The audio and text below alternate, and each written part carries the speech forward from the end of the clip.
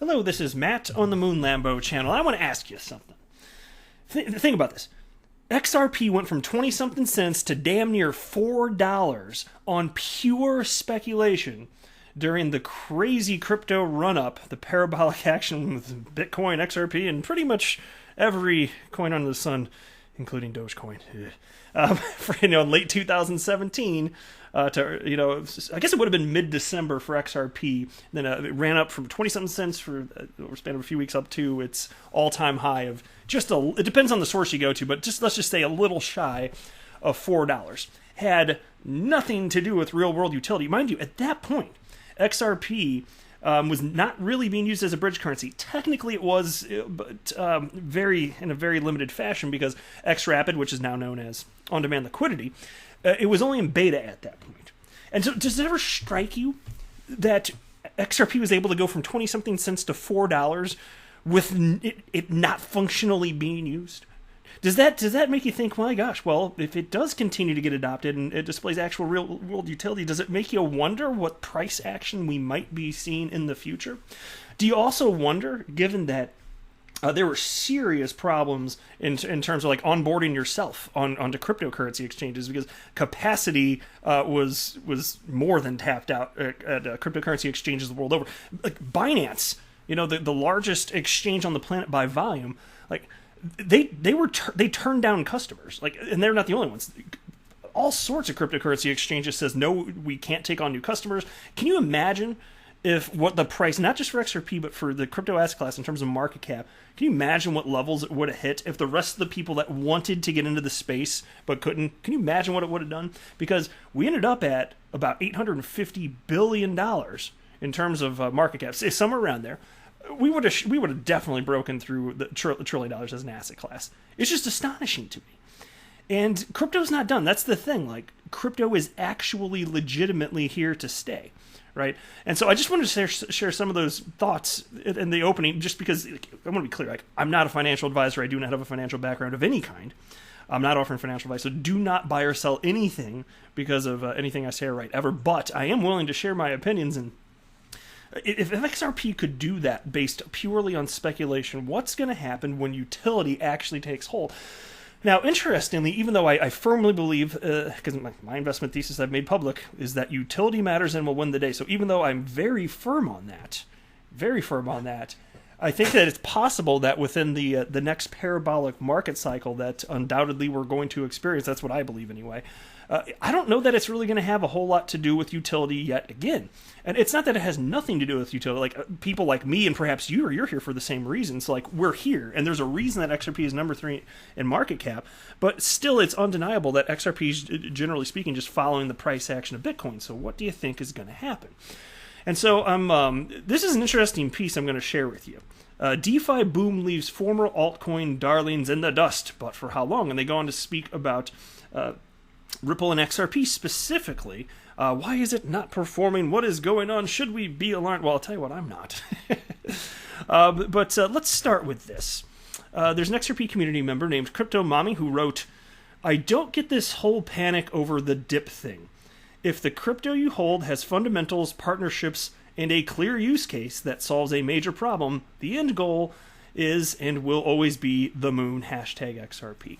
I happen to share that mindset. Again, I just shared again what my entire investment thesis was as it pertains to this particular asset class here. And so as far as a short-term price action, nope, I'm treating it as a buying opportunity quite literally. In fact, I mentioned in the video, I guess yesterday, that I have made a decision for myself that I am comfortable spending a lot more than I have over the last 3 years. And so I'm currently purchasing XRP daily. And so why am I doing, why not dollar cost average in over a longer period of time? Because I decided I'm putting in reasonable chunks of change every single day, and I'm going to do it maybe for a few weeks or whatever it ends up being. I still actually have to decide that. But I'm not sure. Like, to me, it's just more about making sure that I accumulate the quantity of XRP that I'm aiming to, rather than making sure I get the best price. So I'm technically still dollar cost averaging, and it's just on a daily basis. But at this point, I don't care. Like, I'm not assuming. In fact, I would say this. I feel that whatever price level I buy it over the next few weeks, I don't think I'm going to be buying the bottom during any of those days. If I had to guess, no, it's probably just going to go lower. And in fact, I mean, I'm down like in my investments with XRP. I've never sold, and I don't care. I just don't care. I care about the quantity of XRP I have, because we have not entered a parabolic run where we're getting back to the all-time high, and that has to happen before you can even enter price discovery. So I just don't care. I simply do not care. And whatever, in the short term, down, whatever. But that's because I'm never going to be able to magically know what the bottom is and just put all of my money in on that day. So it doesn't bother me, right? Here's a tweet from... actually, I'm sorry. I meant to... I almost switched too soon. XRP Mark the Spots tagged me, which is why I came across that tweet from Crypto Mommy, and why I ended up thinking, hey, that'd be a good thing to share in this video here. So a shout out to you, XRP Marks the Spot. I do appreciate it. And so he tagged me and wrote the following... Agreed. A trading guru told me you should understand and believe in what you are investing in, even that if it goes down after you buy, you should feel excited and want to buy even more. And yeah, I do, because look, this is emotional buying and selling, and so I agree with what you wrote there. XRP Marks the Spot, and so I thought I'd share it. And thank you again very much. Here's a tweet from King George, who tagged me along with a couple other XRP YouTubers here. I wrote, to all those losing faith and hope in XRP, just remember, you've lost more money buying clothes and shoes than you probably ever are willing to invest in XRP. Just food for thought. That's not true for me. I mean, here's what I mean. Like, I'm not buying a whole bunch of like clothes and shoes and stuff, right? And so as far as what I lose in XRP, it's like I don't even know what my dollar cost average is at this point. I haven't bothered to check because I just buy regularly enough. But I know I'm down. It's got to be a lot. I'm sure. But I also don't care. I just want my quantity of XRP. But I'm sure that I'm down at this point. But yeah, no, I get what you're saying though. Like a lot of people, they're concerned about the price of XRP going down, and they've spent more money on other stuff that perhaps isn't going to yield tremendous returns. All right, so shout out to Pablo XRP Bar. I like that name. Who tagged me with his next article. Thank you very much, my friend. I do appreciate it. And this is the one titled "DeFi Boom Leaves Former Altcoin Darlings in the Dust. But for how long?" And the DeFi thing is interesting because it's clearly just, it's a fad right now. It's a trend. I'm not saying that DeFi won't be something big, but right now, it's not like there's some sort of amazing product. It's just people investing in DeFi coins right now. And it's taken the place of the hot thing of, which in 2017 it was ICOs, in 2020 it's DeFi coins. But it won't stay like that forever, and I don't think it's going to matter. And they go on to talk about, in the early part of this piece, I'm not going to read the whole thing, just a couple spots I want to cover, but they talk about year-end finance, which increased in, I can't even remember, like a month by over 100,000%, just something ridiculous like that. But I'm not interested in chasing those particular trends. I'm going to stick with what I think is best, and again, make your own buying and selling decisions. But for me, it's XRP. That's the one. It's very illiquid, which is attractive to me, and I see that it has actual utility. So for me, that's the route that I am choosing to go. But they have this little subheading here: Ripple loses its allure, and I was like, no, it's not losing its allure. You're just riding a FUD piece. It's really not losing its allure. But they're talking about, okay, so DeFi coins, that's the hot thing, and then XRP, oh my gosh, it's barely appreciating at all. So here's what they wrote. Among the top 10 coins by market cap, XRP has been one of the worst performers in 2020, having recently lost its position as the third biggest altcoin to Tether. Which, by the way, functionally doesn't matter. That's just Tether. Tether's printed about 10 billion Tether. It went from a market cap of, I think, 4 billion to I think it's around 14 billion as I record this, somewhere around there anyway, right? And so that's just that they're printing more magical Tether out of thin air, and it's always worth $1. So what do you think's going to happen? It doesn't mean something bad happened to XRP, but they continue. Ripple is currently the fourth biggest cryptocurrency. No, it is not. Ripple is a fintech company. You were talking about XRP, you C student. Damn it, really burning my biscuits here. Anyway, Ripple is currently... Sorry, I'm going to fix it for him. XRP is currently the fourth biggest cryptocurrency with a market capitalization of roughly $10.6 billion. While XRP has risen 20% since the start of 2020, it lags far behind Bitcoin and many other altcoins. True, yet, throw Tether out. But so outside of Tether, XRP has maintained its relative position in terms of market cap for the better part of a decade. Why might that be? Huh? Well, there are enough people that do, like for instance me, that are parsing out the differences between coins, and I think utility matters.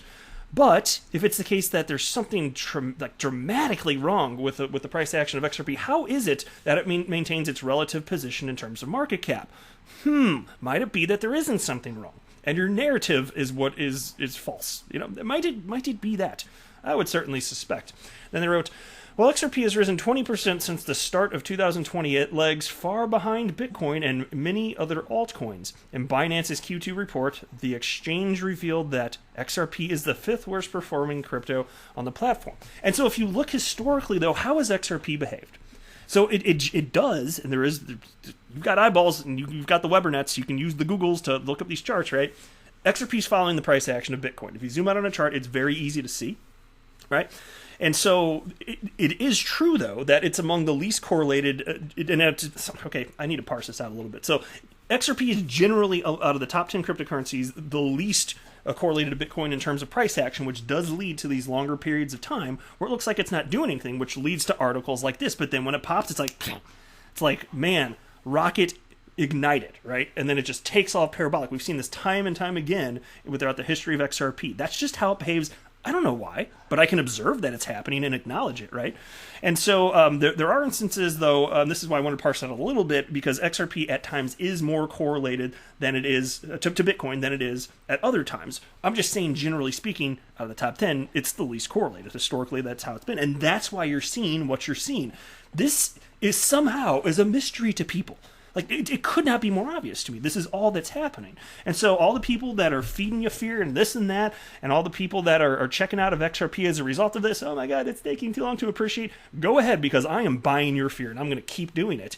Because I don't know this to be, I don't know what's going to happen price-wise. I don't make price predictions, but I'm willing to bet in the future there will be another parabolic run, and I want to be positioned when that happens. I don't know what it's going to look like. That's just a guess, and I could be wrong, and all of this is highly risky, but I have a high level of confidence based on all the information that I've acquired being in this space for almost 3 years to this point. Anyway, the piece continues.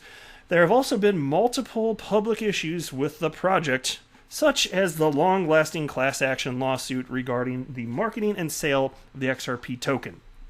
Ripple is also facing a copyright-related lawsuit over the use of the PayID brand. Most recently, Santander, one of Ripple's key bank partners, expressed concerns when it comes to adopting OnePayFX, Ripple's international payment network. Well, a couple things on this. XRP is a decentralized cryptocurrency, so it's not that it has its own project in and of itself. It can be used for whatever you want. So the way you worded that doesn't make any damn sense. But you're talking about Ripple positioning XRP to be used as a bridge currency. That's what you actually mean. You just didn't cite it like that, which is sloppy. But, and as far as the PayID stuff, does anybody actually believe that anything that I just cited from this article that they wrote down here is functionally, materially holding down the price of XRP? Does anybody actually think that's holding it down? Or is it the much more obvious answer as to why you're seeing what's happening with XRP, which is that it's following Bitcoin. And it's not that correlated to Bitcoin compared to other top 10 cryptocurrencies, resulting in what appears to be sideways movement for a longer period of time than other top 10 cryptocurrencies. Might that be more likely than these things? Because I'll tell you what, XRP rarely responds in any sort of measurable way to news surrounding Ripple or developments with XRP in the way that developers are building on top of Ledger. It's super rare. Super, super, super rare. I can think of one instance out of 3 years, and it was when there was a rumor that XRapid, now known as on-demand liquidity, was going to go live. And so that was on news of a rumor, mind you. It wasn't on actual news that it went live. And so they did pump at that point. And then when the news went live, nothing happened because the price was already built in. The upward price move was already built into that. So once it was announced it did go live, which was real, it happened weeks later, nothing happened. And then at some point, over time, XRP price went back down. So there you go. News doesn't really functionally do anything to this point, but that just speaks to the nascency of this asset class. And so I don't care. And then comparing this and saying, oh my God, XRP is not doing anything in terms of price action, then citing, look what's happening with DeFi. I don't care. I have no interest in participating in DeFi coins. You do you, girl, but for me, I have no interest. I know what I'm doing with XRP, and if I'm wrong, fine, but I feel like I know what I'm doing at least I've educated myself. I'm taking a calculated risk, but so what? That is my choice, and I have the right and ability to do that. So that's where I'm going. But for you, got to decide what's right for you. And I encourage you all, if you're, no matter what, it would be wise to speak to an actual financial professional, which I certainly am not. But I personally just feel so convinced of everything that I'm sharing with you here that I'm just sharing with you the route that I'm choosing to go for myself. But anyway, that's probably a good point to wrap this up. But thank you for stopping by, my friends. I do appreciate all the support. I am not a financial advisor. Do not buy or sell anything because of anything that I say or write. That would be a very, very, very bad idea. Until next time, to the moon, Lambo.